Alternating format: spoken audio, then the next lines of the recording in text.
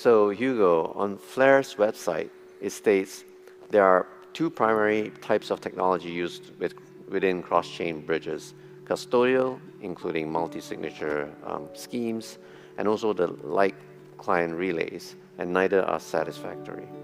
So then it talks about, introduces layer cake, which is really interesting. Can we dive deeper into what the claim meant in the quote? Sure. And how layer cake sort of solves it? Yeah, so essentially multi-sig based bridges I think we've covered, clearly centralized, possibly need to be regulated, essentially holding someone's funds. Other people have tried to decentralize by essentially using light client relays. We find that to be quite interesting, especially when combined with things like proof of stake, whereby essentially the bridge can then only really safely operate up to about a third of the value of the stake before the security guarantees over that become essentially fall away.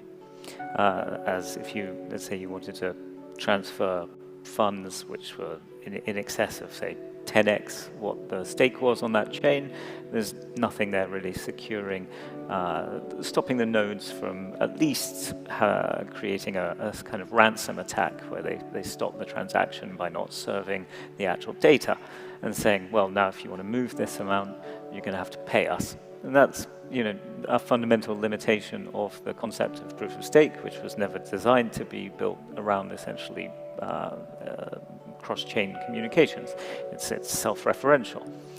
So with layer cake, we do a couple of things to try to mediate the risk. The first is we split up bridging events into a definable amount, which is secured by the underlying token itself, which we hold as collateral. The second is we protect against reorg for a certain amount of time, obviously not infinitely, again, by taking additional collateral. You pay for that, but it's not very high. Having that collateral available also means we can do some interesting things cross-chain when it's not being used. So for instance, that gets into things like cross-chain flash loans. That's because we've got the collateral there.